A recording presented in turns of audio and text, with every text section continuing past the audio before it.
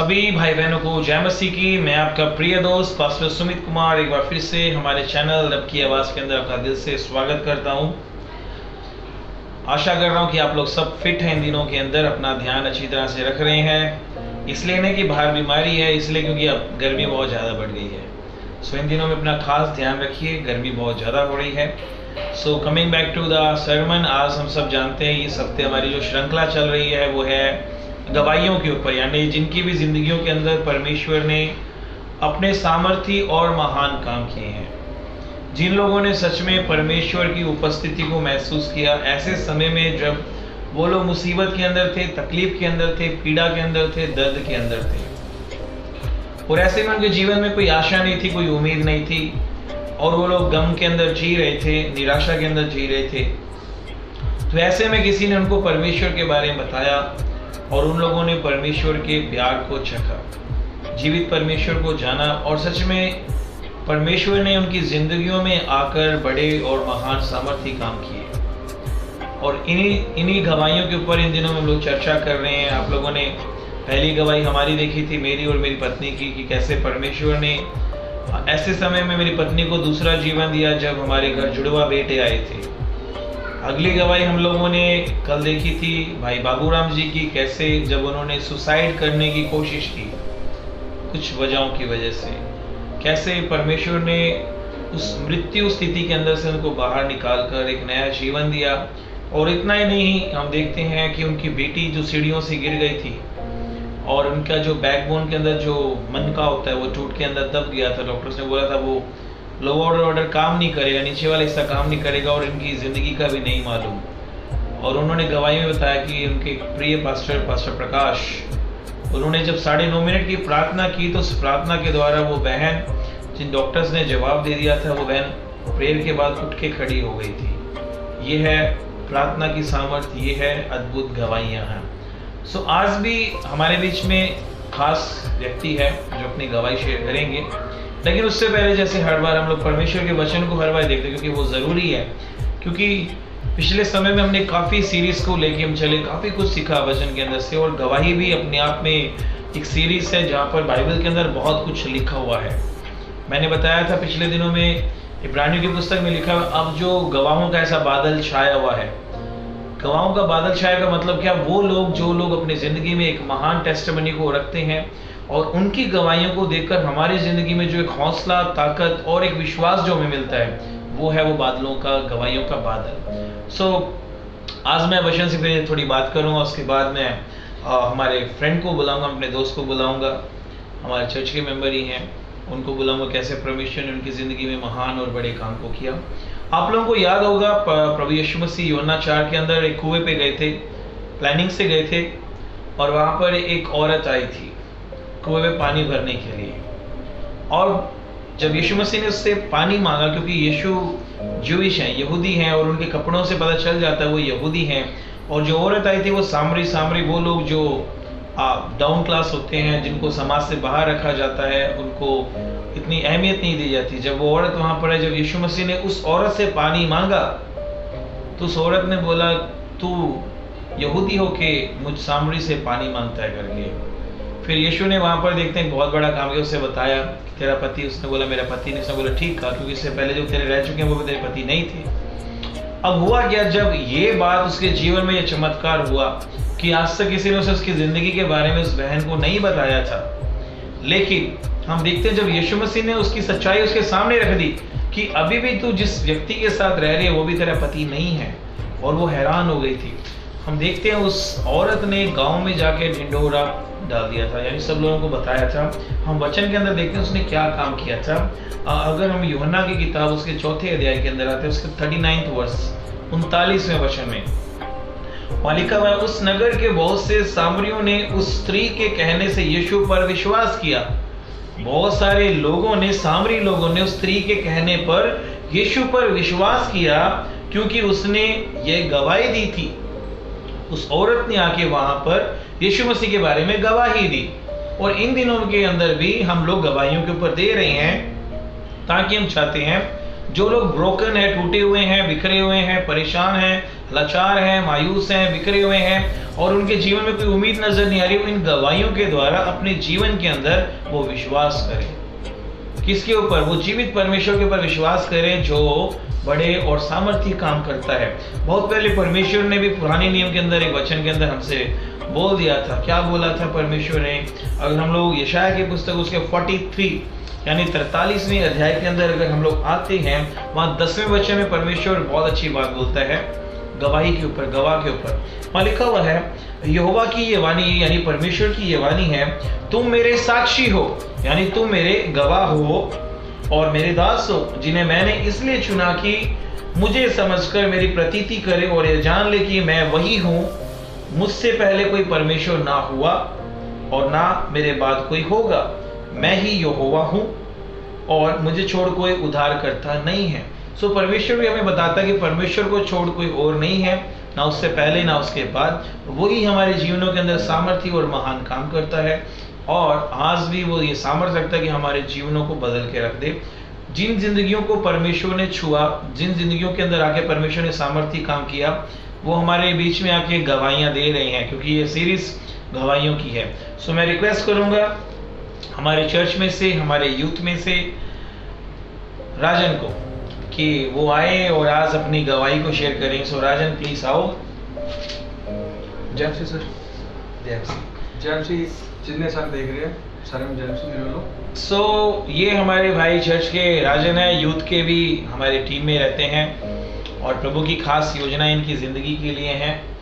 सो आज इनके जीवन में प्रभु ने बहुत बड़ी टेस्टमनी रखी हुई है और ये टेस्टमनी सच में कोई छोटी नहीं है बाकी टेस्टमनीज की तरह। लेकिन इससे पहले कि हम सीधा टेस्टमनी को जाने कि टेस्टमनी है क्या, गवाही क्या है, इनकी जिंदगी में क्या वो कहानी है, क्या वो गवाही है जो प्रभु ने इनको बदल के रख दिया, पहले हम ये जान लेते हैं कि यीशु मसीह को जानने से पहले इनका जीवन था क्या करके। सो भाई मुझे ये जरूर बताइए, सब लोगों को बताइए कि आप यीशु मसीह में आने से पहले आपकी जिंदगी क्या थी, ये अपना पूरा बताइए, अपने बारे में परिचय दीजिए, आपका नाम, कहाँ से हो और आपका जीवन क्या था। सब लोग आपको सुनना चाहते हैं। सो हमारे बीच में भाई राजन आए हैं, ये गांव गोविंदगढ़ के रहने वाले हैं। सो इनसे जानेंगे, ये पंजाबी में बोलेंगे, मैं बाद में आपको ट्रांसलेट करके हिंदी में बता दूंगा इनकी लाइफ के बारे में, प्रभु यीशु मसीह में आने से पहले इनकी लाइफ कैसे थी। सो भाई आप प्लीज़ बताइए कि प्रभु में आने से पहले आपकी लाइफ के बारे में क्या था, पंजाबी में बोल सकते हो आप। जी मेरा नाम राज कुमार है जी, मैं गोविंदगढ़ का रहने वाला अबोर के नाल है। ਜਦੋਂ मैं प्रभु च नहीं सी, मेरा जीवन बहुत ज़्यादा खराब सी। मैं वो काम करता जो दुनिया वाले लोग करते, क्योंकि हर बुरा काम कह सकते हैं है ना, मतलब बुरे काम हर तरह ने मतलब किया। तो प्रभु का धन्यवाद करते कि जो अज का मतलब देखते हैं, मौका देखते हैं जब प्रभु ने संभालिया, क्योंकि वो अंदर मैं की कर रहा सी जो काम दुनिया वाले करते हैं सारे A to Z कंप्लीट। मैं की करता सी, मेरी लाइफ सी एक मैं सिंगिंग करना पसंद करता। मेरी लाइफ का स्टाइल सीगा कि मैं बाबा नाल रहना, जागरण करने, चौंकियां करनियां, दीवार लाने, ਜਿਹੜੇ ਉਹ ਸਿਆਣੇ ਹੁੰਦੇ ਪੁੱਛਾਂ ਦਿੰਦੇ ਆ, क्योंकि मैं ਉਹਨਾਂ ਦੇ ਨਾਲ ਰਹਿੰਦਾ ਸੀ। ਤੇ ਜੋ ਇੱਕ ਆਪਾਂ ਕਹਿ ਸਕਦੇ ਆ ਵੀ ਇੱਕ ਸੱਚੇ ਰੱਬ ਨੂੰ ਨਹੀਂ ਜਾਣਿਆ ਸੀ, क्योंकि मैं की ਕੀਤਾ मतलब जो दुनियावी लोग कर रहे हैं उदा ही मैं सारा कुछ जिवें करते मैं उदा ही कर रहा सी, क्योंकि मैं सच्चे रब नूं नहीं जाणिया सी। मेरी लाइफ बहुत ज़्यादा मतलब खराब कह सकते हैं उस मौके नूं देखते हुए, क्योंकि मेरी जिंदगी के अंदर कोई जी रहा सी, मतलब एक शांति नहीं सी, एक सच्ची शांति कह सकते भी हाँ चली जाता जो ठीक है बस। मतलब इस चीज़ को लैके मतलब मेरा इदा चलता रहा मेरी लाइफ के अंदर काफ़ी टाइम तक। मतलब मैं उन्होंने नाल रहा, ये चीज़ां कीतियां ते दुनिया दे विच जिवें लोग सारे फसे हुए इदा मैं भी एक फसिया जिहा महसूस करता सी कि मैं दुनियादारी दे विच फसिया होया। एक मैनू मेरी जिंदगी के अंदर मैनू नहीं लगता सी मेरी कोई उम्मीद किसी चीज़ हैगी है, बस जो चल रहा सब सैट, जो चल रहा सब सैट, जो जां किसी नाल रहना है ना, ऐसे दोस्तों नाल रहना जिहड़े मतलब मैनू एक गलत दिशा कह सकते हैं, गलत काम कह सकते हैं, उन्होंने लिए मतलब मैनू उत्साहित करते सी भी हाँ चलते हैं, कुछ नहीं होंदा, कुछ नहीं होंदा, कुछ नहीं होंदा। मैनू इदा करके मैं दुनिया के बहुत पुट्ठे सीधे मतलब जिन्ने होंदे ऑलरेडी मैं वो चीज़ां कीतियां। सो भाई बता रहे हैं, जैसे आपने सुना पंजाबी में इन्होंने क्लियरली बताया कि जैसे एक दुनियावी व्यक्ति रहता है पाप के अंदर, जैसे नौजवान लोग जिस गलत कामों में बोलते थे, ये भाई भी उनके साथ मिलकर चले जाते और गलत काम करते थे। सिंगिंग का इनको शौक़ था, इसलिए जितने भी ये बाबा लोग होते हैं, जागरण और जो सियाने होते हैं, इनके पास जाना, उनके साथ सारे काम गलत करते थे। लेकिन ये बता रहे हैं कि जीवन में कोई शांति ही नहीं थी। तो ये था इनका जीवन प्रभु यीशु मसीह में आने से पहले। अब मेरा दूसरा सवाल इनके लिए है, आपने यीशु मसीह को कैसे जाना? जी, मैं प्रभु ਨੂੰ ਜਾਣਿਆ। ਅਰਵਿੰਦ ਸਾਡਾ ਪੜੋਸੀ ਹੈ, ਉਹ ਚਰਚ ਦੇ ਵਿੱਚ ਜਾਇਆ ਕਰਦਾ ਸੀਗਾ। ਪ੍ਰਭੂ ਨੂੰ ਮਤਲਬ ਜਾਣਦਾ ਸੀ, ਮੈਂ ਨਹੀਂ ਜਾਣਦਾ ਸੀਗਾ, क्योंकि ਉਹਦੀ वजह करके मैं प्रभु के अंदर आया। सो भाई ने बताया इनके घर के पास इनका दोस्त रहता है रविंद्र, जो लगातार चर्च में आया करता था। उसने यीशु मसीह के बारे में इनको बताया। सो अब हम जानना चाहेंगे खास जो बात अब हमें जो उत्सुकता हो रही है जानने की, कि यीशु मसीह ने इनके जीवन में ऐसा क्या बड़ा काम किया कि इन्होंने फैसला किया मैं आगे से मैं यीशु मसीह के साथ रहूँगा, यीशु मसीह के साथ चलूँगा और अब अपना जीवन यीशु मसीह को सौंप रहा हूँ। सो हम ये जानना चाहते हैं कि आपके जीवन में यीशु मसीह ने कैसे काम किया, कैसे आप यीशु मसीह में आए करके, तो वो बात बताइए। हाँ जी, मैनू हार्ट ब्लॉकेज की प्रॉब्लम हुई सी। मैं ਮਲੋਟ ਦੇ ਵਿੱਚ ਰਹਿ ਰਿਹਾ ਸੀ। ਉੱਥੇ ਅਸੀਂ ਜਦੋਂ ਰਹਿ ਰਹੇ ਸੀ, ਉਸ ਤੋਂ ਮੈਂ ਗਿੱਦੜਵਾ ਜਾਣਾ ਸਟਾਰਟ ਕੀਤਾ। ਉੱਥੇ ਅਚਾਨਕ ਮੇਰੇ ਦਰਦ ਉੱਠਿਆ, ਮੇਰੀ ਅਦਲੀ ਸਾਈਡ ਦਰਦ ਉੱਠਿਆ ਤੇ ਬਹੁਤ ਭਿਆਨਕ ਦਰਦ ਸੀ, ਮਤਲਬ ਮੇਰੇ ਸਹਿਣ ਤੋਂ ਬਰਦਾਸ਼ਤ ਤੋਂ ਬਾਹਰ ਸੀ। ਮੈਂ ਆਪਣੀ ਵਾਈਫ ਨੂੰ ਕਿਹਾ ਕਿ ਮੇਰੇ ਦਰਦ ਹੋ ਰਿਹਾ। ਅਸੀਂ ਡਾਕਟਰ ਕੋਲ ਗਏ। ਡਾਕਟਰ ਨੇ ਜਾਂਦੇ ਨਾਲ ਜਦੋਂ ਮੈਨੂੰ ਦੇਖਿਆ, ਉਹਨਾਂ ਨੇ ਮੇਰਾ ਬਲੱਡ ਚੈੱਕ ਕੀਤਾ। ਮੈਨੂੰ ਕਹਿੰਦੇ ਉਹਨਾਂ ਨੂੰ ਕਹਿ ਰਹੇ ਸੀ, ਕਹਿੰਦੇ ਵੀ ਇਹ ਸੀਰੀਅਸ ਹੈ, ਇਹਨੂੰ ਬਠਿੰਡੇ ਲੈ ਜਾਓ, ਬਠਿੰਡੇ ਲੈ ਜਾਓ। ਉਸ ਤੋਂ ਜੀ ਮਤਲਬ ਸਾਨੂੰ ਕੁਛ ਸਮਾਂ ਲੱਗਿਆ। ਦਰਦ ਕਿਉਂਕਿ ਮੇਰੇ ਅਚਾਨਕ ਬਹੁਤ ਜ਼ਿਆਦਾ ਹੀ ਸੀ ਉਸ ਮੌਕੇ ਨੂੰ ਦੇਖਦੇ ਹੋਏ, ਉਹ ਮੈਨੂੰ ਬਠਿੰਡੇ ਲੈ ਗਏ। ਮੈਨੂੰ ਇੱਕ ਦਿਨ ਉਹਨਾਂ ਨੇ ਐਡਮਿਟ ਉੱਥੇ ਰੱਖਿਆ। ਉਹਨਾਂ ਨੇ ਮੇਰੇ ਜੋ ਟ੍ਰੀਟਮੈਂਟ ਬੰਦ ਹੈ ਸਭ ਕੀਤਾ, ਮੇਰੀ ਐਂਜੋ ਵੀ ਹੋਈ। ਉਸ ਤੋਂ ਉਹਨਾਂ ਨੇ ਮੈਨੂੰ ਛੁੱਟੀ ਦੇ ਦਿੱਤੀ। 2 ਸਾਲ ਤੱਕ ਮੇਰਾ ਇਹੀ ਸਿਸਟਮ ਚੱਲਦਾ ਰਿਹਾ। ਮੈਂ ਮੈਡੀਸਨ ਖਾਂਦਾ ਰਿਹਾ, ਚੱਲਦਾ ਰਿਹਾ, ਮੈਡੀਸਨ ਖਾਂਦਾ ਰਿਹਾ, ਚੱਲਦਾ ਰਿਹਾ। ਪਰ ਕਿਤੇ ਨਾ ਕਿਤੇ ਜਾ ਕੇ ਨਾ ਮੇਰੇ ਮਤਲਬ ਉਮੀਦਾਂ ਟੁੱਟ ਗਈਆਂ। ਮਤਲਬ ਮੇਰਾ ਜੀਣ ਨੂੰ ਦਿਲ ਨਹੀਂ ਕਰਦਾ ਸੀ। ਇੱਕ ਸਿਰਫ ਮਜਬੂਰੀ ਸੀ ਮੈਨੂੰ ਵੀ ਹਾਂ ਚਲੋ ਵੀ ਇਹ ਕਹਿ ਸਕਦੇ ਕਿ ਸਾਹ ਚੱਲਦੇ ਹਾਂ, ਮਜਬੂਰੀ 'ਚ ਉਹ ਚੀਜ਼ ਕੱਟਣੀ ਪੈਂਦੀ ਸੀ। ਉਹ ਚੀਜ਼ ਨੂੰ ਲੈ ਕੇ ਮੈਂ ਬੜਾ ਪਰੇਸ਼ਾਨ ਸੀ। ਫਿਰ ਮੈਂ ਜਦੋਂ ਆਪਦੇ ਘਰ ਵਾਪਸ ਆਇਆ ਤੇ ਅਰਵਿੰਦ ਮਤਲਬ ਸਾਡੇ ਘਰ ਦੇ ਸਾਹਮਣੇ ਰਹਿੰਦਾ ਸੀ। ਮੈਨੂੰ ਇੱਥੇ ਨਾ ਘਰੇ ਆ ਕੇ ਦੁਬਾਰਾ ਫਿਰ ਮੈਨੂੰ ਸਾਹ ਦੀ ਦਿੱਕਤ ਹੋ ਗਈ। ਮਤਲਬ ਸਾਹ ਲੈਣ ਦੇ ਅੰਦਰ ਮੈਨੂੰ ਬਹੁਤ ਤਕਲੀਫ ਸੀ। ਅਸੀਂ ਡਾਕਟਰ ਕੋਲ ਗਏ। ਡਾਕਟਰ ਨੇ 2 ਸਟੰਟ ਕਨਫਰਮ ਕੀਤੇ।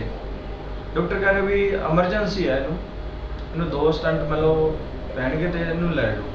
ਕਿਉਂਕਿ ਮੈਂ ਬਾਜ਼ਾਰ ਦੇ ਵਿੱਚ ਗਿਰ ਗਿਆ ਸੀ, ਮੈਂ ਡਾਕਟਰ ਕੋਲ ਲੈ ਗਏ ਸੀ। ਕਿਉਂਕਿ ਅੱਗੇ ਜਦੋਂ ਦੇਖਦੇ ਹਾਂ ਅਸੀਂ ਮੇਰੇ ਚੰਡੀਗੜ੍ਹ ਜਾਣ ਦਾ ਮਤਲਬ ਪੀਜੀਆਈ ਪ੍ਰੋਗਰਾਮ ਬਣਿਆ। ਸੋਚਿਆ ਵੀ ਚਲੋ ਹੁਣ ਸਟੰਟ ਵਿੱਚ ਜਾਣਾ। ਮੈਂ ਘਰ ਵਿੱਚ ਨਾ ਬੈੱਡ ਦੇ ਉੱਪਰ ਪਿਆ ਹੋਇਆ ਸੀ। ਲੋਕ ਮੇਰਾ ਪਤਾ ਲੈ ਰਹੇ ਸੀ ਆ ਕੇ। ਉਹ ਕਹਿ ਰਹੇ ਸੀ ਮਤਲਬ ਹਾਂ ਕੋਈ ਨਹੀਂ ਤੂੰ ਠੀਕ ਹੋ ਜਾਏਗਾ।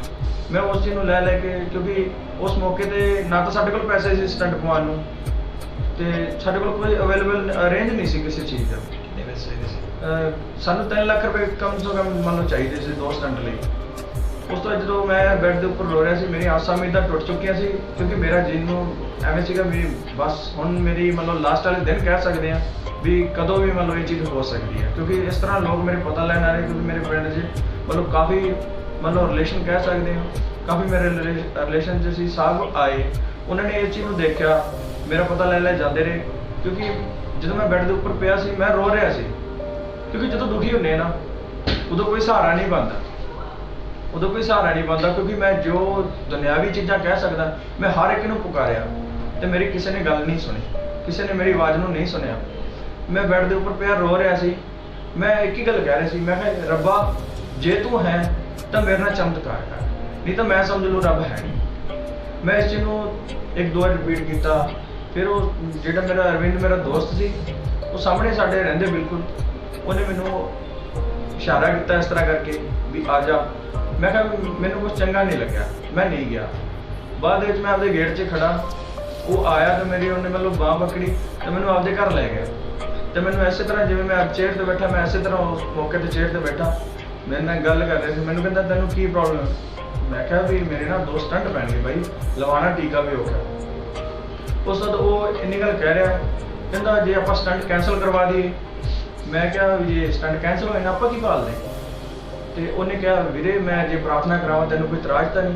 मेरे मन 'ਚ एक सवाल उठा कि परमेश्वर एक है। मैं उस चीज़ को मद्देनज़र रखते हुए तो मैं कहा चलो आप दुआ करते हैं। पास्टर जी बैठे ने क्योंकि स्पीकर से फोन लाया। पास्टर जी कहते तुसीं सज्जा हत्थ सिर ते रखो, तो मैं रखा। तो मैं एक तरह मेरे मन 'ਚ सी चलो मैं कहा इन्ना कुछ हो गया, चलो ये भी ट्राई कर लो। मैं एक तरह मतलब ट्राई करिया। जो हत्थ रखा सर कह रहे कि तुसीं ये गल कहनी यीशु तेरे मार खाना मेरी ब्लॉकेज खुल गई। मैं कहा चलो कह लेने की बिगड़दा। मैं जो एक बारी किया कुछ नहीं होया, 2 बारी किया कुछ नहीं होया, जो तीसरी बारी किया मेरे हार्ट के अंदर सच्ची कोई चीज़ घूम गई। जो वो चीज़ घूमी मैं सर ने दसिया। मैं कहा सर जी भी ये चीज़ हुई मेरे नाल। सर कहते भी आपके स्टंट नहीं पड़ेंगे, आप चले जाओ, आप ठीक हो चुके हो। मैं क्या चलो विश्वास कराया मौके का। मैं चलो चलते। फिर मेरे मन 'ਚ एक सवाल फिर उठा कि डॉक्टर ने कन्फर्म किए ऐसा किवें कैंसल हो सकते, क्योंकि मैं उदों प्रभु को नहीं जानता सी, पवित्र आत्मा को नहीं जानता सी, क्योंकि मैनू पता नहीं सी इस चीज़ बारे, क्योंकि मैं बिल्कुल न्यू सी। क्योंकि वो ब्रदर सी वो जानता सी चंगी तरह इस चीज़ को। उस वक्त जो मैं अगे की किया रात में असी चंडीगढ़ लिए ट्रेन पर गए, सुबह असी 5 बजे पहुँचे। तो असी जो डॉक्टर को गए, डॉक्टर को जो मिले ना उन्होंने रिपोर्ट दिखाई, क्योंकि मैंने साह की दिक्कत सी। क्योंकि मैं समझ सकता क्योंकि दुनिया लोग सोचेंगे शायद ये झूठ ही हो रहा है, क्योंकि मैंने दिक्कत सी मौके की। क्योंकि मैं साह लैंदे अंदर बड़ी दिक्कत आती थी। जो उन्होंने मेरी रिपोर्ट देखी, मैनू रिपोर्ट देख के कह रहे कहते ये तो घबराने की कोई बात नहीं है। मैं उस वेले ही मैं समझ सकता उस गल। मैं परमेश्वर का धन्यवाद किया मौके पर। वो अंदर वो वीरे ने 2 सॉन्ग पाए से मैनू, यीशु मेरे नाल रहिंदा डरी ना मैनू बस कहंदा। मैं वो सॉन्ग सुनता गया, उत्थे भी सुनिया। जो मैं डॉक्टर को जाना सी उदों भी उस चीज़ को सुन रहा सी। और डॉक्टर ने जो मेरी रिपोर्ट देखी मैनू कहते कोई गल नहीं, घबराने की कोई गल नहीं। मैं उस चीज़ को मतलब देखा तो मैं बड़ा खुश होया उस मौके पर। जो मैं उन्होंने जो उन्होंने एक टैसट लिख के दिता, वो कह रहे जेकर मतलब टैसट के अंदर कोई दिक्कत आती है तो अगे कार्रवाई करांगे, नहीं तो नहीं करांगे। मेरे मन 'ਚ उस मौके का सवाल आया। मैं कहा लै भी राजन हुण ये चीज़ कैंसल ही है।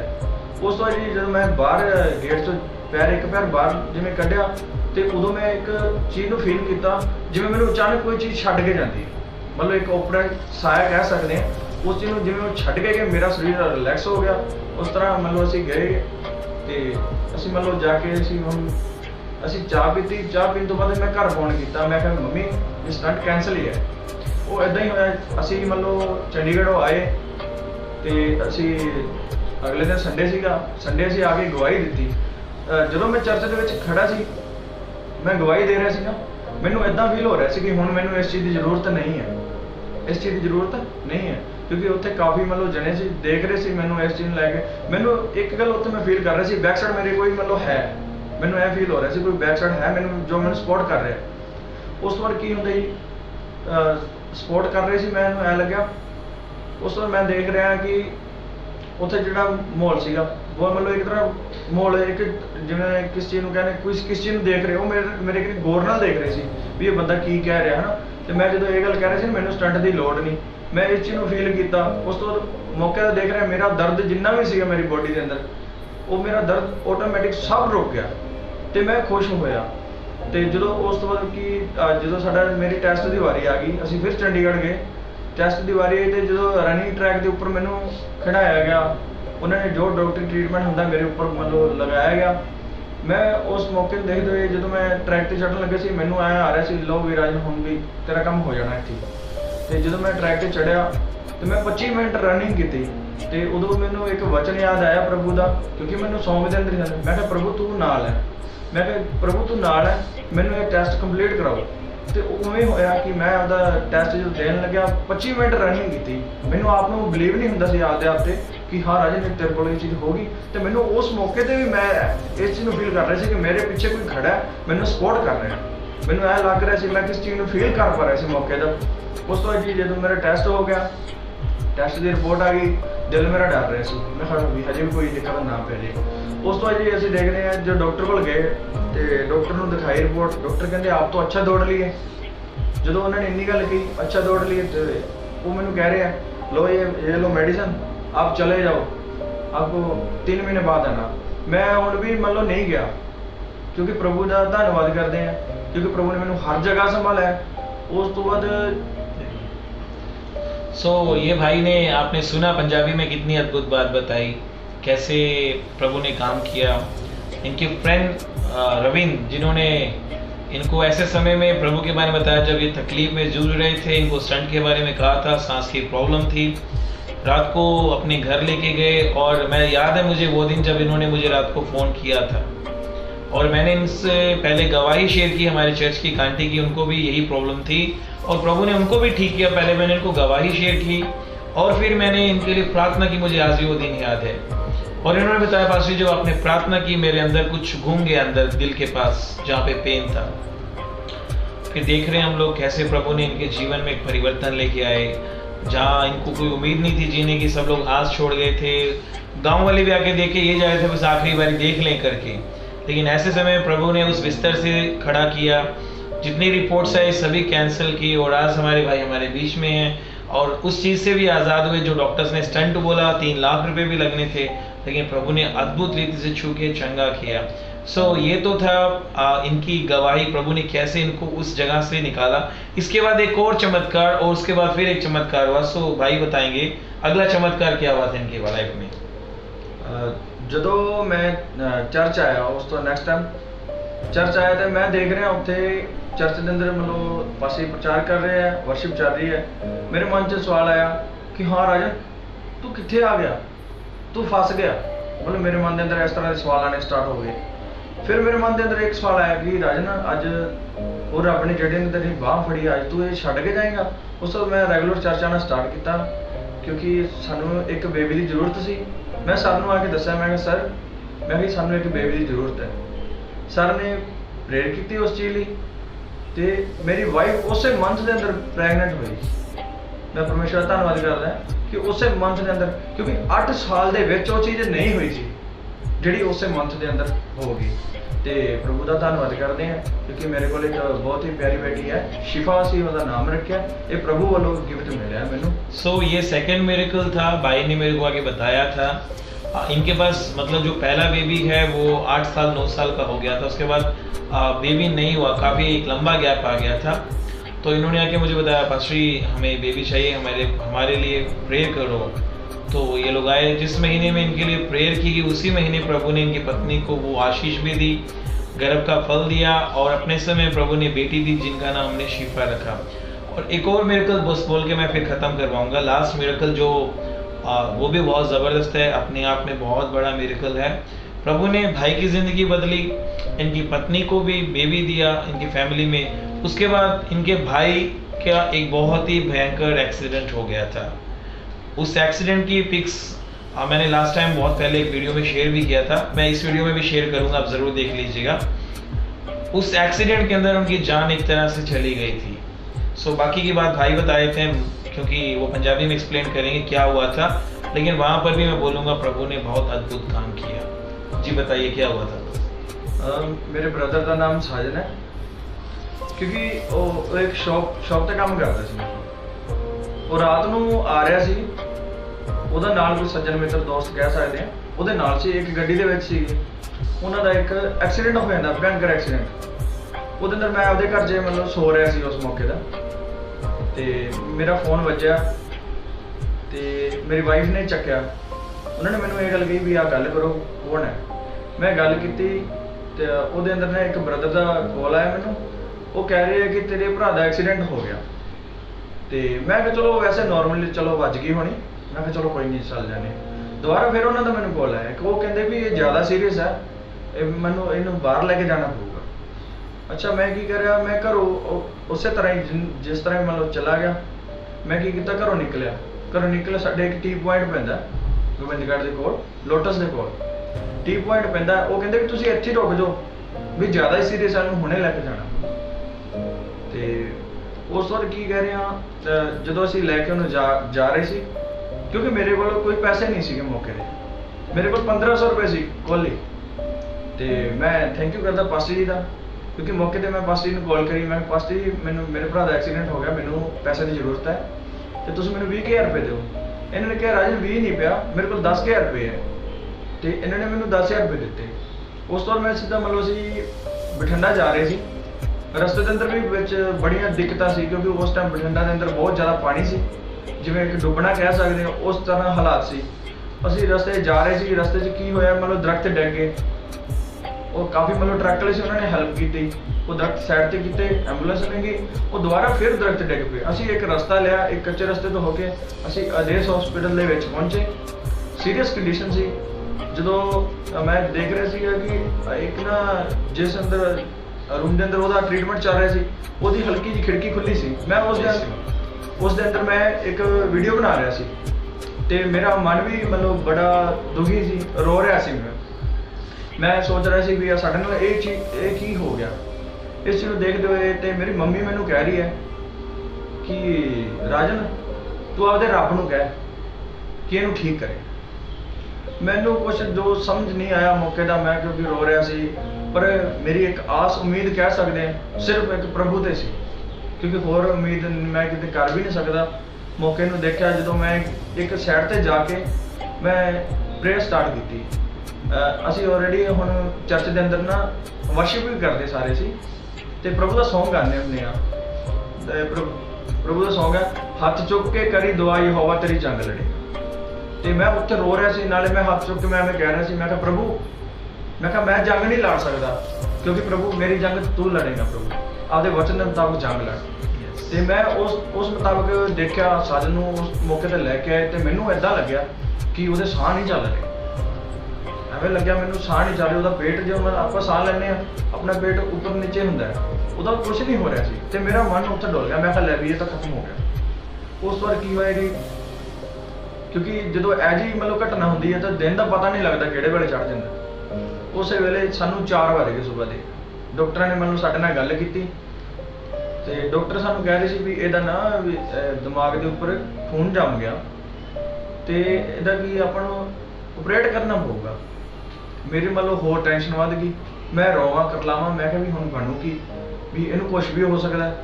ਤੇ ਮੈਂ ਪ੍ਰਭੂ ਨੂੰ ਇਹੀ ਕਹਿਣਾ, ਪ੍ਰਭੂ ਇਹੋ ਜਿਹੇ ਹਾਲਾਤ ਕਿਸੇ ਦੇ ਨਾ ਬਣਨ, ਕਿਉਂਕਿ ਉਹ ਮੌਕੇ ਦੇ ਹਾਲਾਤ ਇੱਦਾਂ ਦੇ ਸੀ, ਨਾ ਤਾਂ ਜਾਨ ਨਿਕਲਦੀ ਸੀ ਨਾ ਹੀ ਸੁੱਕਦੀ ਸੀ, ਕਿਉਂਕਿ ਬੜੇ ਪਰੇਸ਼ਾਨ ਸੀ। ਬੜੀਆਂ ਜਿਨ੍ਹਾਂ ਨੇ ਦੁਆਵਾਂ ਕੀਤੀਆਂ ਉਹਨਾਂ ਦਾ ਵੀ ਧੰਨਵਾਦ ਹੈ, ਕਿਉਂਕਿ ਉਸ ਤੋਂ ਬਾਅਦ ਕੀ ਦੇਖ ਰਿਹਾ ਮੈਂ ਸੁਬਾਹ ਸਾਡੇ ਇੱਕ ਮਾਮਾ ਜੀ ਹੈ, ਹਰੀਸ਼ ਮਾਮਾ ਜੀ, ਕਿਉਂਕਿ ਉਹਨਾਂ ਨੂੰ ਵੀ ਮੌਕੇ ਤੇ ਮੈਂ ਕਾਲ ਕਰਿਆ ਸੀ ਪੈਸੇ ਲਈ। ਮੈਂ ਕਿਹਾ ਮਾਮਾ ਜੀ ਇੱਦਾਂ ਕਰਕੇ ਪੈਸੇ ਨਹੀਂ ਹੈ। ਉਹਨਾਂ ਨੇ ਘੰਟੇ ਦੇ ਵਿੱਚ ਉਹ ਬਠਿੰਡਾ ਪਹੁੰਚੇ। ਉਹਨਾਂ ਨੇ ਸਾਨੂੰ ਮਤਲਬ 2 ਲੱਖ ਰੁਪਏ ਲੈ ਕੇ ਆਏ। ਉਹਨਾਂ ਨੇ ਸਾਨੂੰ ਪੈਸੇ ਦਿੱਤੇ। ਪੈਸੇ ਵੱਲੋਂ ਚਲੋ ਪ੍ਰਭੂ ਦਾ ਥੈਂਕ ਯੂ, ਪ੍ਰਭੂ ਨੇ ਇੰਤਜ਼ਾਮ ਕੀਤਾ। ਉਸ ਤੋਂ ਜਦੋਂ ਸੁਬਾਹ ਟਾਈਮ ਉਹ ਗੱਲ ਕਰ ਰਹੇ ਸਾਡੇ ਨਾਲ, ਉਹ ਕਹਿੰਦੇ ਵੀ ਜੇ ਤੁਸੀਂ ਰੱਖਣਾ ਇੱਥੇ ਰੱਖ ਲਓ, ਪੈਸੇ ਦੀ ਕੋਈ ਟੈਨਸ਼ਨ ਨਹੀਂ। ਉਹ ਕਹਿੰਦੇ ਫਿਰ ਆਪਾਂ ਨੂੰ PGI ਲੈ ਕੇ ਜਾਣਾ ਚਾਹੀਦਾ, ਕਿਉਂਕਿ ਜਦੋਂ ਉਹਨਾਂ ਨੇ ਇਹ ਗੱਲ ਕਹੀ ਨਾ PGI ਲੈ ਕੇ ਜਾਣਾ ਚਾਹੀਦਾ, ਅਸੀਂ ਉਹਨਾਂ ਦੀ ਮੈਨੂੰ ਗੱਲ ਨੂੰ ਮੰਨਿਆ, ਕਿਉਂਕਿ ਮੈਂ ਮੰਨਦਾ ਕਿ ਉਹ ਰੱਬ ਵੱਲੋਂ ਘੱਲੇ ਹੋਏ ਸੀ ਸਾਡੇ ਲਈ, ਕਿਉਂਕਿ ਉਹਨਾਂ ਦਾ ਅਸੀਂ ਦਿਲੋਂ ਥੈਂਕ ਯੂ ਕਰਦੇ ਹਾਂ, ਕਿਉਂਕਿ ਰੱਬ ਵੱਲੋਂ ਘੱਲੀ ਹੋਈ ਚੀਜ਼ ਹੁੰਦੀ ਹੈ। ਉਹਨਾਂ ਨੇ ਜਦੋਂ ਘੱਲਿਆ ਤੇ ਉਹ ਕਹਿ ਰਹੇ ਵੀ ਆਪਾਂ ਨੂੰ PGI ਲੈ ਚਲੀਏ। ਜਦੋਂ PGI ਲਿਆਉਣ ਦਾ ਅਸੀਂ ਪ੍ਰੋਗਰਾਮ ਬਣਾਇਆ, ਇਹਨੂੰ ਜਦੋਂ ਸਾਰੇ ਨੂੰ ਐਂਬੂਲੈਂਸ ਦੇ ਵਿੱਚ ਪਾ ਰਹੇ ਸੀ, ਫਿਰ ਪ੍ਰਭੂ ਦਾ ਵਚਨ ਨੇ ਮੇਰੇ ਨਾਲ ਫਿਰ ਗੱਲ ਕੀਤੀ। ਅਸੀਂ ਜੋ ਆਲਰੇਡੀ ਦੁਆ ਕਰਦੇ ਹਾਂ, ਮੈਂ ਦੁਆ ਕਰ ਰਿਹਾ ਸੀ, ਮੈਂ ਕਿਹਾ ਪ੍ਰਭੂ ਤੇਰੇ ਨਾਮ 'ਚ ਮੁਰਦਾ ਜਿੰਦੇ ਹੁੰਦੇ ਆ, ਕਿਉਂਕਿ ਮੈਨੂੰ ਹੱਥ ਰੱਖਣ ਦਾ ਅਧਿਕਾਰ ਨਹੀਂ ਹੈ, ਪਰ ਫਿਰ ਵੀ ਮੈਂ ਰੱਖਿਆ ਵਿਸ਼ਵਾਸ ਕਰਕੇ ਪ੍ਰਭੂ ਤੇ, ਕਿਉਂਕਿ ਮੈਂ ਉਹਦੇ ਪੈਰ ਤੇ ਹੱਥ ਰੱਖ ਕੇ ਕਿਹਾ, ਮੈਂ ਕਿਹਾ ਪ੍ਰਭੂ ਤੇਰੇ ਨਾਮ 'ਚ ਮੁਰਦਾ ਜਿੰਦੇ ਹੁੰਦੇ, ਪ੍ਰਭੂ ਮੈਂ ਇਹਨੂੰ ਦੇਖਣਾ ਚਾਹੁੰਦਾ, ਮੈਂ ਇਹਨੂੰ ਜਿੰਦਾ ਦੇਖਣਾ ਚਾਹੁੰਦਾ। ਤੇ ਪ੍ਰਭੂ ਨੇ ਆਲਰੇਡੀ ਮੈਨੂੰ ਇਹ ਚੀਜ਼ ਦਿਖਾਈ। ਉਸ ਤੋਂ ਬਾਅਦ ਇੱਕ ਹੋਰ ਜਿੱਦਾਂ ਆਪਾਂ ਦੇਖ ਰਹੇ ਹਾਂ, ਜਦੋਂ ਅਸੀਂ ਚਲੇ ਗਏ ਚੰਡੀਗੜ੍ਹ, ਇਹਨੂੰ ਰੱਖਿਆ। ਕੰਡੀਸ਼ਨ ਇਹਦੀ ਇੱਦਾਂ ਸੀ, ਜਦੋਂ ਡਾਕਟਰ ਨੂੰ ਪੁੱਛੀਦਾ ਸੀ ਉਹ ਕਹਿ ਰਹੀ ਸੀ ਐਮਰਜੈਂਸੀ, ਮਤਲਬ ਕੁਝ ਵੀ ਹੋ ਸਕਦਾ ਸੀ ਮੌਕੇ ਦਾ। ਉਹ ਕਹਿ ਵੀ ਸਕਦੇ ਸੀ ਵੀ ਲਓ ਜੀ ਕਹਾਣੀ ਖਤਮ ਹੋ ਚੁੱਕੀ ਹੈ, ਤੇ ਪ੍ਰਭੂ ਦਾ ਧੰਨਵਾਦ ਕਰਦੇ ਕਿ ਐਸਾ ਨਹੀਂ ਹੋਇਆ। ਉਸ ਤੋਂ ਬਾਅਦ ਆਪਰੇਟ ਦੀ ਗੱਲ ਆ ਗਈ। ਜਦੋਂ ਉਹਨਾਂ ਨੇ ਕਿਹਾ ਕਿ ਆਪਰੇਟ ਕਰਨਾ, ਦਵਾਈਆਂ ਲੈ ਕੇ ਆਓ, ਮੈਂ ਕੀ ਕੀਤਾ, ਮੈਨੂੰ ਪੈਸੇ ਲਏ, ਦਵਾਈ ਲੈਣ ਲੱਗੇ, ਲਾਈਨ 'ਚ ਲੱਗੇ 2 ਘੰਟੇ ਲੱਗ ਗਏ। 2 ਘੰਟਿਆਂ ਦੇ ਅੰਦਰ ਤੇ ਮੈਂ ਬੜਾ ਉੱਥੇ ਰੋ ਵੀ ਰਿਹਾ, ਕਿਉਂਕਿ ਮੈਂ ਜਦੋਂ ਤੁਰ ਰਿਹਾ ਸੀ, ਜਾ ਰਿਹਾ ਸੀ, ਮੈਂ ਰੋ ਹੀ ਰਿਹਾ ਸੀ। ਮੈਂ ਕਿਹਾ ਵੀ ਯਾਰ ਸਾਡੇ ਨਾਲ ਕੀ ਬਣ ਰਿਹਾ, ਮਤਲਬ ਇਹ ਕੰਮ ਵੱਧ ਰਿਹਾ ਸਗੋਂ ਜੀ। ਉਹ ਜਦੋਂ ਦੇਖਦੇ ਅਸੀਂ ਦਵਾਈ ਲਈ, ਦਵਾਈ ਘੱਟੋ ਘੱਟ ਮਤਲਬ ਉਸ ਮੌਕੇ 'ਤੇ ਦੇਖੇ 20 ਰੁਪਏ ਦੀ ਮਤਲਬ ਉਹਨਾਂ ਨੇ ਦਵਾਈ ਦਿੱਤੀ ਆਪਰੇਟ ਦੀ। 2 ਘੰਟੇ ਲੱਗ ਕੇ ਜਦੋਂ ਮੈਂ ਵਾਪਸ ਆ ਰਿਹਾ ਨਾ, ਤੇ ਮੇਰੀ ਮੰਮੀ ਇਹ ਗੱਲ ਕਹਿ ਰਹੀ ਹੈ, ਕਹਿੰਦੀ ਰਾਜਨ ਤੇਰੇ ਰੱਬ ਨੇ ਤੇਰੀ ਸੁਣ ਲਈ। ਮੈਂ ਕਿਹਾ ਮੰਮੀ ਕੀ ਹੋਇਆ? ਉਹ ਕਹਿੰਦੇ ਵੀ ਇਹਦਾ ਨਾ ਸਾਇਨ ਦਾ ਆਪਰੇਟ, ਉਹ ਕਹਿੰਦੇ ਜ਼ਰੂਰਤ ਪਈ ਤਾਂ ਕਰਾਂਗੇ, ਤਾਂ ਨਹੀਂ ਕਰਦੇ। ਮੈਂ ਅੱਜ ਵੀ ਜਿਉਂਦਾ ਜਾਗਦਾ ਬੈਠਾ, ਮੇਰੀ ਮੰਮੀ ਅੱਜ ਵੀ ਜਿਉਂਦੀ ਜਾਗਦੀ ਬੈਠੀ ਹੈ। ਮੇਰੀ ਮੰਮੀ ਨੂੰ ਵੀ ਇਹ ਚੀਜ਼ ਦਾ ਮਤਲਬ ਜੇ ਪੁੱਛਣਾ ਚਾਹੋ ਪੁੱਛ ਸਕਦੇ ਹੋ, ਕਿਉਂਕਿ ਮੇਰੀ ਮੰਮੀ ਇਸ ਤੇ ਗਵਾਹ ਹੈ, ਕਿਉਂਕਿ ਉਹ ਕਹਿੰਦੀ ਤੇਰੇ ਰੱਬ ਨੇ ਤੇਰੀ ਸੁਣ ਲਈ। ਤੇ ਮੈਂ ਕਿਹਾ ਵੀ ਕੀ ਹੋਇਆ? ਕਹਿੰਦੇ ਉਹ ਕਹਿੰਦੇ ਆ ਵੀ ਜੇ ਆਪਰੇਟ ਦੀ ਲੋੜ ਹੋਈ ਤਾਂ ਕਰਾਂਗੇ। ਤੇ ਮੈਂ ਕਿਹਾ ਮੰਮੀ ਇਹ ਚੀਜ਼ ਕੈਂਸਲ ਹੀ ਸਮਝੋ, ਤੇ ਪਰਮੇਸ਼ਰ ਦਾ ਧੰਨਵਾਦ ਹੈ ਕਿ ਉਹ ਚੀਜ਼ ਕੈਂਸਲ ਹੋਈ। ਆਮੀਨ। ਤੇ ਕਿਉਂਕਿ ਪ੍ਰਭੂ ਦਾ ਧੰਨਵਾਦ ਕਰਦਾ ਕਿਉਂਕਿ ਮੈਂ ਜਦੋਂ ਮੇਰਾ ਪਹਿਲਾ ਜੀਵਨ ਸੀ ਜੋ ਅੱਜ ਦਾ ਜੀਵਨ ਹੈ, ਮੈਂ ਪ੍ਰਭੂ ਦਾ ਥੈਂਕ ਯੂ ਕਰਦਾ ਕਿਉਂਕਿ ਮੈਂ ਸੱਚੇ ਰੱਬ ਨੂੰ ਜਾਣਿਆ, ਮੈਂ ਉਹਦੇ ਮੁਕਤੀ ਦਾਤਾ ਨੂੰ ਜਾਣਿਆ। ਕਿਉਂਕਿ ਮੈਂ ਇਹ ਨਹੀਂ ਕਹਿੰਦਾ ਕਿ ਲੋਕਾਂ ਦੀ ਗੱਲਾਂ 'ਚ ਆ ਕੇ ਮੈਂ ਇਹ ਚੀਜ਼ ਕਰ ਰਿਹਾ ਜਾਂ ਮੈਨੂੰ ਇਹ ਚੀਜ਼ ਕਰਨ ਦੇ ਪੈਸੇ ਮਿਲ ਰਹੇ। ਤੇ ਮੈਂ ਜਿੰਨੇ ਵੀ ਲੋਕ ਇਹ ਚੀਜ਼ ਦੇਖ ਰਹੇ ਆ ਨਾ, ਮੈਂ ਸਭ ਨੂੰ ਇਹ ਕਹਿਣਾ ਚਾਹੂੰਗਾ ਕਿ ਪੈਸੇ ਨਾਲ ਕੁਝ ਖਰੀਦਿਆ ਨਹੀਂ ਜਾਂਦਾ। ਜੇ ਪੈਸੇ ਨਾਲ ਮਤਲਬ ਕੁਝ ਖਰੀਦਿਆ ਹੁੰਦਾ ਤਾਂ ਬਾਈ ਨੇ ਜਿਹੜੇ ਨੇ ਸੁਸਾਈਡ ਕੀਤਾ ਸ਼ਾਇਦ ਇਹ ਵੀ ਖਰੀਦ ਸਕਦਾ ਸੀ, ਕਿਉਂਕਿ ਇਹਦੇ ਕੋਲ ਆਲਰੇਡੀ ਬਹੁਤ ਜ਼ਿਆਦਾ ਪੈਸਾ ਸੀ। ਕਿਉਂਕਿ ਕਾਫੀ ਲੋਕਾਂ ਦਾ ਸਵਾਲ ਮੈਨੂੰ ਇਹ ਗੱਲ ਕਹੀ ਵੀ ਤੂੰ ਧਰਮ ਬਦਲ ਲਿਆ, ਧਰਮ ਬਦਲਿਆ। ਪ੍ਰਭੂ ਧਰਮ ਨਹੀਂ ਬਦਲਦਾ, ਜੀਵਨ ਬਦਲਦਾ। ਕਿਉਂਕਿ ਜੋ ਅੱਜ ਮੇਰਾ ਬਦਲਿਆ, ਮੈਂ ਪਰਮੇਸ਼ਰ ਦਾ ਧੰਨਵਾਦ ਕਰਦਾ ਕਿਉਂਕਿ ਗਲਤ ਫਹਿਮੀਆਂ ਕੁਝ ਵੀ ਮਾਹੌਲ ਪੈਦਾ ਕਰ ਦਿੰਦੀਆਂ। ਕਿਉਂਕਿ ਗਲਤ ਫਹਿਮੀਆਂ 'ਚ ਨਾ ਪਿਓ, ਸੱਚ ਨੂੰ ਜਾਣੋ, ਸੱਚ ਦੇ ਪਿੱਛੇ ਚੱਲੋ, ਕਿਉਂਕਿ ਸੱਚਾਈ ਨਹੀਂ ਪਾਰ ਲਾਉਣਾ। ਕਿਉਂਕਿ ਜ਼ਿੰਦਗੀ ਦਾ ਸਫ਼ਰ ਹੈ, ਜਦੋਂ ਮਰਜ਼ੀ ਮੁੱਕ ਸਕਦਾ। ਕਿਉਂਕਿ ਆਪਾਂ ਨੂੰ ਸੱਚ ਨੂੰ ਜਾਣਨਾ ਚਾਹੀਦਾ ਤੇ ਸੱਚਾਈ ਤੇ ਚੱਲਣਾ ਚਾਹੀਦਾ। ਮੈਂ ਪ੍ਰਭੂ ਦਾ ਧੰਨਵਾਦ ਕਰਦਾ ਕਿ ਪ੍ਰਭੂ ਨੇ ਮੈਨੂੰ ਅੱਜ ਤੱਕ ਸੰਭਾਲਿਆ, ਹਰ ਜਗ੍ਹਾ ਸੰਭਾਲ ਰਿਹਾ। ਮੈਂ ਵਿਸ਼ਵਾਸ ਕਰਦਾ ਕਿ ਆਉਣ ਵਾਲੇ ਸਮੇਂ ਦੇ ਵਿੱਚ ਵੀ ਉਹ ਸੰਭਾਲਣਗੇ। ਕਿਉਂਕਿ ਪ੍ਰਭੂ ਦਾ ਵਚਨ ਕਹਿੰਦਾ ਯਸ਼ਾਇਆ 41 ਦੇ 10 ਵਿੱਚ ਕਹਿੰਦਾ ਨਾ ਡਰ ਨਾ ਘਬਰਾ, ਮੈਂ ਤੇਰੇ ਨਾਲ ਹਾਂ। ਮੈਂ ਪ੍ਰਭੂ ਦਾ ਧੰਨਵਾਦ ਕਰਦਾ ਕਿ ਪ੍ਰਭੂ ਦਾ ਵਾਅਦਾ ਹੈ, ਕਿਉਂਕਿ ਪ੍ਰਭੂ ਦਾ ਵਾਅਦਾ ਕਦੇ ਟਲ ਨਹੀਂ ਸਕਦਾ ਤੇ ਪ੍ਰਭੂ ਸਾਡੇ ਨਾਲ ਹੈ। ਤੇ ਸਾਰਿਆਂ ਨੂੰ ਜੈ ਮਸੀਹ। सो आपने ये अद्भुत गवाही सुनी। सच में जब हमारे साथ खुद जब बीतता है तब उस दर्द को महसूस कर सकते हैं। मैं भाई को बहुत करीब से जानता हूँ क्योंकि मैंने इनके सभी हालातों को देखा और लगातार हम लोग प्रेयर में थे। और ख़ास करके इनके भाई की जो टेस्टिमनी है, it's not a small thing, ये छोटी बात नहीं है। और जिस तरह का उनका एक्सीडेंट था, आप ये पिक्चर्स देख पा रहे हो, आपकी स्क्रीन पे आ रही हैं। ये पिक्चर्स देख के आप सोचिए कि ऐसी स्थिति में क्या उम्मीद कर सकते हैं कि क्या बंदा बच सकता है क्या करके। लेकिन मैं प्रभु का धन्यवाद करता हूँ कि सच में प्रभु ने प्रार्थनाओं का उत्तर दिया। और जो डॉक्टर्स बोल रहे थे वो सब कैंसिल हो रहा था, क्योंकि हम लोग प्रेयर में वो सब कैंसिल कर रहे थे। अगर ऑपरेशन बोल रहे थे, हम कैंसिल कर रहे थे कि ऑपरेशन नहीं होगा। वो उनके गले के अंदर पाइप डाली, बोले 6 महीने रखना पड़ा। 1 महीने से ज़्यादा नहीं, 1 महीने से निकल गई थी वो। अगर उनका पैर का बताया था तो हमने वो प्रार्थना की। वो मतलब हर जगह पे प्रभु ने अपने सामर्थ्य के काम भाई की ज़िंदगी में किए। और मैं जो देखता हूँ राजन के अंदर, जो राजन मुझे पहली बार मिला था उसका जीवन, और आज जो एक राजन मेरे साथ रहता है उसका जीवन, सच में यीशु मसीह ने इनके जीवन को बदल के रख दिया है। और ये बात सत्य है। दुनिया की दारी लोग सुनी बातों पर ये बोलते हैं कि धर्म बदल दिया। वेल, यीशु मसीह किसी का धर्म नहीं बदलते। अगर वो बदलते हैं तो सिर्फ जीवन, हमें वो अंधकार से ज्योति में लेके आते हैं और झूठ से सत्य में लेके आते हैं। सो मैं वही अनुभव करता हूँ कि भाई का जीवन जैसे पहले प्रभु में आने से पहले से था, और अब मैं जो देखता हूँ सच में प्रभु ने इनके जीवन में महान काम किए हैं। और मैं आशा और उम्मीद करता हूँ कि आने वाले दिनों में प्रभु अपनी महिमा के लिए भाई को इस्तेमाल करने वाले, और प्रभु सच में बड़े बड़े काम इनके द्वारा भी करेंगे और ये लाखों लोगों तक जाएंगे, अपनी गवाही को शेयर करेंगे। सो मैं विश्वास करता हूँ इस गवाही से आप एनकरेज होंगे। और अगर आप अपने जीवन में कोई ऐसे हालातों को फेस कर रहे हैं, आपका कोई दोस्त या कोई रिश्तेदार ऐसे हालातों को फेस कर रहा है, सो प्लीज़ ये टेस्टिमनी उनको शेयर कीजिए और उनको बताइए, देखिए ये भाई के जीवन में भी प्रभु ने कैसे काम किया है। खुद इनको प्रभु ने अटैक से बचाया, इनके स्टंट डालने थे वहाँ से प्रभु ने बचा लिया। इनके भाई जो सांसें खत्म हो गई थी बता रहे हैं, वहाँ पर प्रभु ने उनको जीवित खड़ा कर दिया। सो ये छोटी बात नहीं है। सो प्रभु आपके भी विश्वास को बढ़ाए। और अगर आप ये देख रहे हैं तो ये याद रखिए कि हम किसी इंसान की बात नहीं कर रहे हैं, यीशु मसीह की बात कर रहे हैं, जिसने खुद मौत को हराया है और जीवित परमेश्वर है। तो उसने कहा मेरे पास मौत और जीवन दोनों के अधिकार हैं करके। सो मार्ग सत्य जीवन भी यीशु मसीह है। तो अगर आज आप सच्चाई जानना चाहते हैं तो केवल यीशु मसीह है और कोई नहीं है। सो अपना जीवन यीशु मसीह को दीजिए और देखिए प्रभु आपके जीवन में कितने महान और सामर्थ्य काम करता है। सो सभी को जय मसीह की। कल हम 7 बजे फिर मिलेंगे एक नई गवाही के साथ। तब तक अपना ध्यान रखिए। बाय।